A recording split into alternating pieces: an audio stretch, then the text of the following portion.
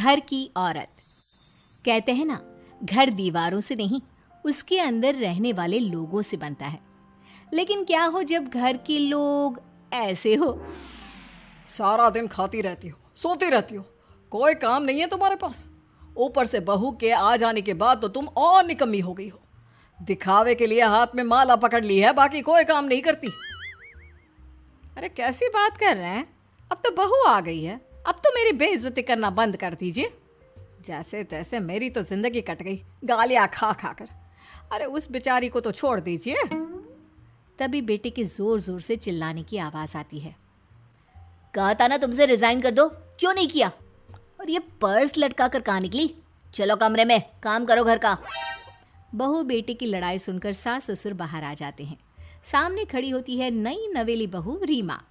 देख लीजिए माँ जी, शादी से पहले तो मेरे माँ पापा के सामने कहा था कि शादी के बाद नौकरी करने देंगे, लेकिन अब क्या कह रहे हैं? तो तुम माँ जी को क्यों बोल रही है बहू? तब उसका मन रहा होगा, अब नहीं है। पर पिताजी, उसके मन से मेरा करियर तो नहीं चल सकता ना। ससुर को बहू की बात पर गुस्सा आ जाता है। वो बेटी की तरफ देखता है। पापा से जबान लड़ाती है, रुक। ये बोलकर वो पत्नी को खींचकर कमरे में ले जाता है और बंद कर देता है। ये सब देखकर सास दुखी हो जाती है।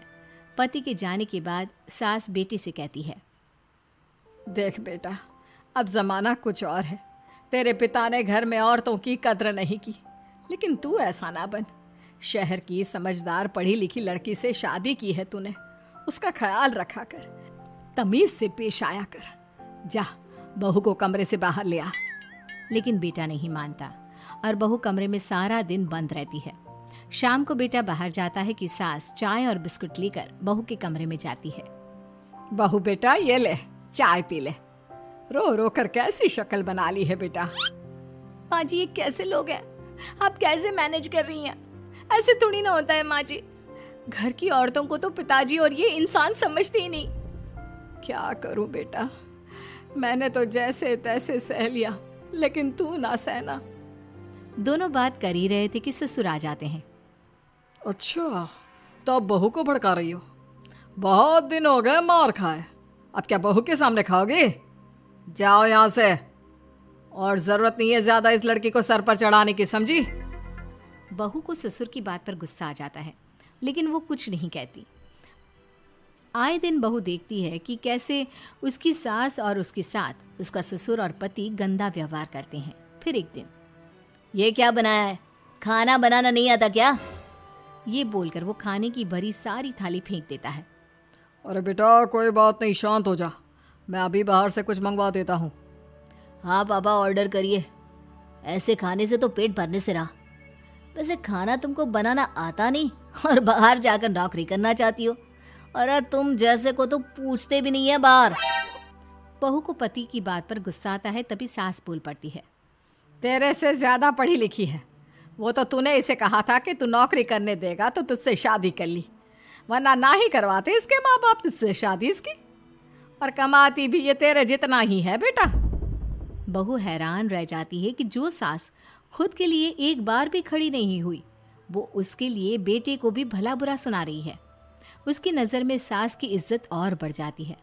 वो सास को देखकर ये सब सोच ही रही थी कि उसके कान में एक जोर से चांटे की आवाज आती है।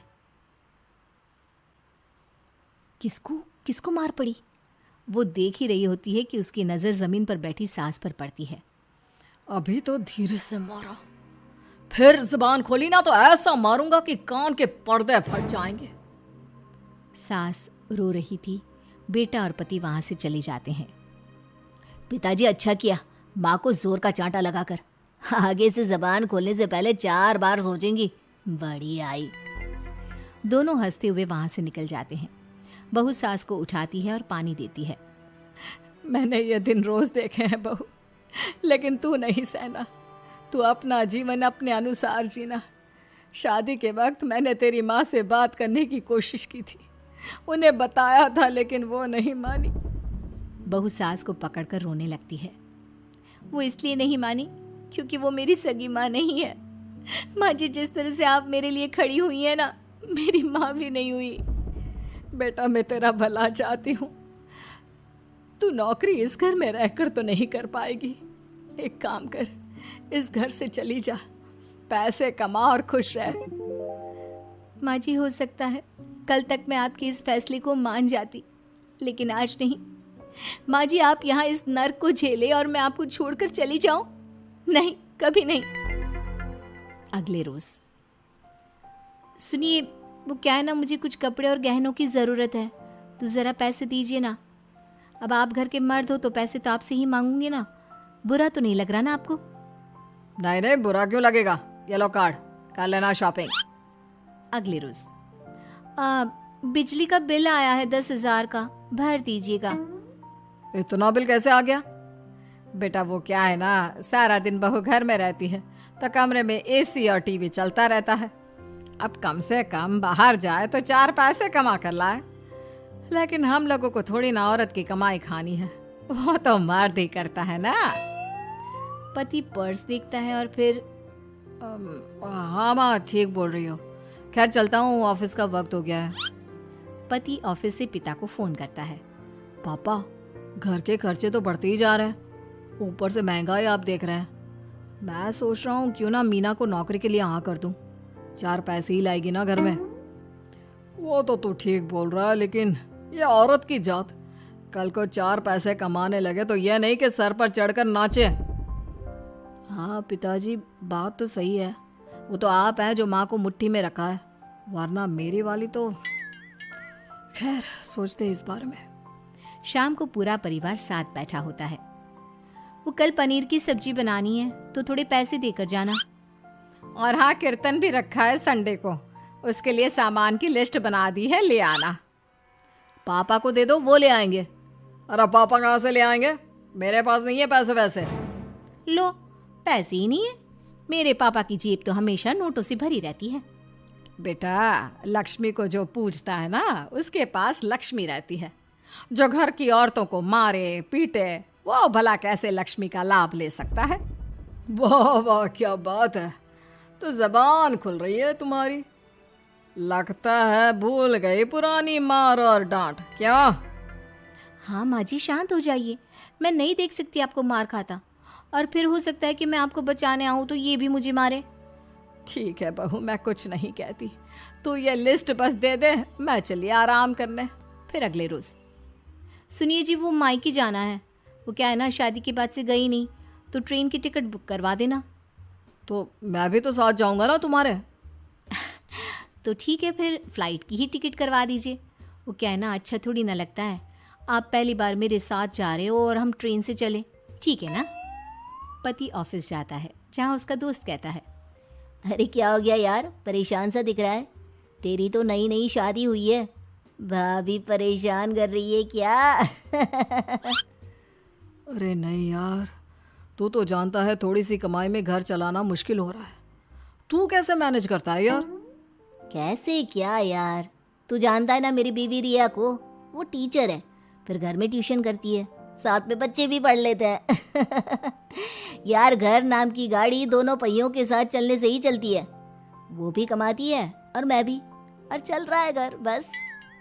पति को दोस्त की बात समझ में आती है, लेकिन पिता का ज्ञान कैसे भूल सकता था? भाई, कल को सर पर चढ़कर नाचने लगी तो। शाम को घर आता है, जहाँ उसकी बुआ और उसका बेटा बैठे होते हैं। अरे आ गया लल्ला, कैसा थका थका सा लग रहा है, सब ठीक है ना? नमस्ते बुआ, कैसे आना हुआ? कैसा है रमेश? भाई को तो भाई की याद ही नहीं आती। अरे नहीं नहीं भैया, याद नहीं आती तो यहाँ कैसे आता? ये लीजिए मेरी शादी का कार्ड, जरूर आना। पति कार्ड खोलता है। डॉक्टर रश्मि, अरे वाह, तेरी होने वाली बीवी डॉक्टर है। और क्या भैया, आपकी बीवी इंजीनियर तो मेरी डॉक्टर। तभी वहाँ सास आ जाती है। अरे जब घर में ही बिठाना है बेचारी को, तो काहे का इंजीनियर है, तो काम वाली ही, घर का काम करती है और आराम। इतनी पढ़ी लिखी लड़की को घर पर क्यों बिठा रखा है? अरे बहू कहीं झोला छाप डिग्री तो नहीं लेकर आई है?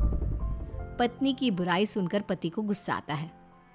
नहीं बुआ, यूनिवर्सिटी टॉपर है मेरी मीना, और हाँ, बड़ी कंपनी में काम भी करती है। बस शादी के बाद कुछ महीनों की छुट्टी ली थी, अगले हफ्ते से ऑफिस शुरू हो जाएगा। क्यों मीना? तभी ससुर आ जाते हैं। हाँ, लेकिन फिर घर का काम कैसे होगा? और पैसे कमाने लगेगी तो सर पर।